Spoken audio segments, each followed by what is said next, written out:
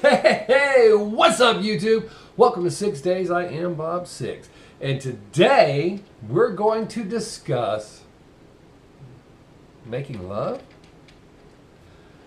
You know, that's probably the most inaccurate description of sex there is. You're not making love. You can't make love. You can't make someone love you. It happens.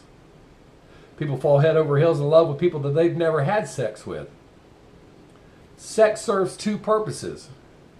And the number one purpose for it is not what a lot of you are probably thinking right now. Reproduction has taken second place.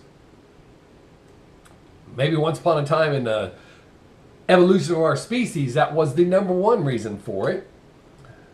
But the number one reason we do it, it feels good. Stop and think about, I know that there's exceptions to every rule, so please don't comment and say, I've only made love to one person my whole life. Good for you. Stop and think about how many people you've had sex with that you A, didn't love, didn't really have any feelings for other than being friends, or that you were just attracted to them. And attraction isn't always it, because trust me, I've slept with some ugly women back in the day, and I know a bunch of hot women that slept with one ugly dude. It has nothing to do, maybe your initial attraction or the thing that first sets off your radar is the looks. But we all have sex because it feels good. Yes, some of us want children, some of us had children. But that had nothing to do with us having sex. We knew kids could be a part of it. I thought I was sterile for the first 20 some odd years of my life. I'd never gotten anyone pregnant. I don't want to sound like I'm bragging, so I'm not going to say any numbers. I was in a rock band. I was in a nightclub DJ, which is the next best thing to being in a band. It's amazing. And if sex actually made you fall in love, the majority of us would be in love with ourselves, because masturbation has nothing to do with reproduction. It has everything to do with it feels good. It's all about me. You can go as fast as you want, you can go as slow as you want. Afterwards, there's no cuddling, no conversation, no commies, no explanations and apologies, nothing like that. All right, on with the show. So, saying making love is just extremely, you know what? Every other term we use for the act of sex is more accurate than making love. And I think that's where a lot of problems come in with people, is they associate sex with love. You have to differentiate between the two. I learned that early on in life. Way, way, way early. And I think a lot of people tie the two together. And ladies, I'm not dumping on you, but you're brought up with these romantic ideas. Some guys are too, don't get me wrong, but the majority are. Women, they grow up, you know, wanting the handsome prince to come charging in on the steed and whisk them off their feet and take them into Never Never Land and live happily ever after. That's just not going to happen. But this is my theory anyways, on why the majority of women associate sex and love. Saving yourself for that special someone. That's admirable, I guess, to a degree, but in the long run, saving yourself for that special someone, it's going to be over just like that. But it becomes part of the norm. But by not being able to differentiate between sex and love, that creates a lot of problems. Not just in society, but in a relationship. There are people who don't have sex at all that have amazing relationships because they have genuine love, and it's based on companionship and wanting to be with the person they're with. So you need to learn to differentiate between the two. I mean, monogamy, that's something we made up. Very few other species of animals are monogamous. It's our natural drive to have sex and make as many babies as possible.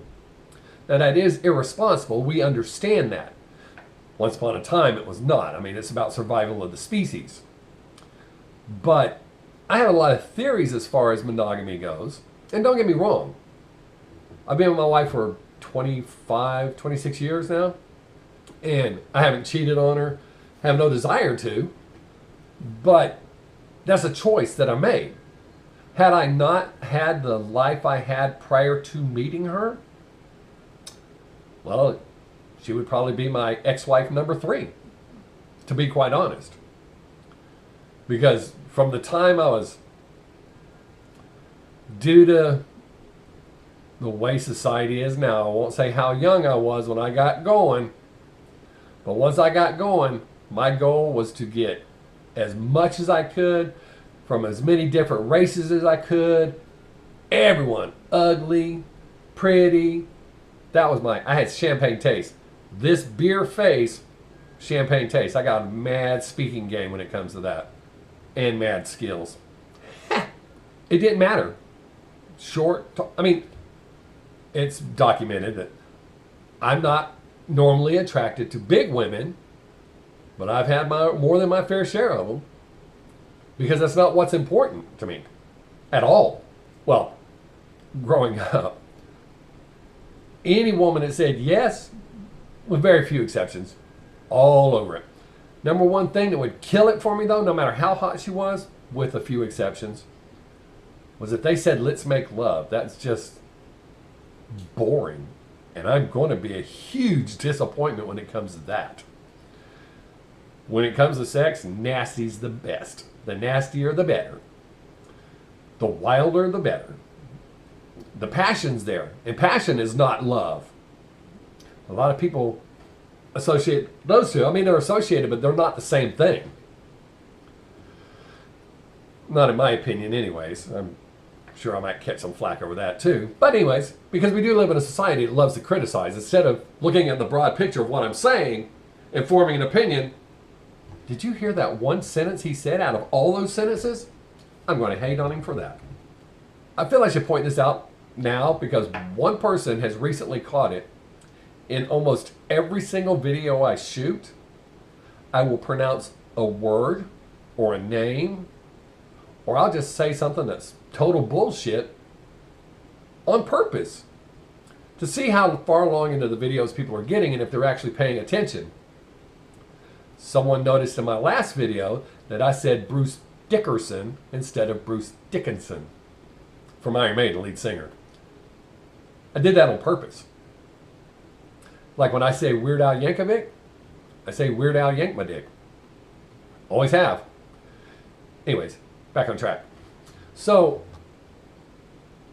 if you could differentiate the two, look at someone and know that you love that person, you would die for that person.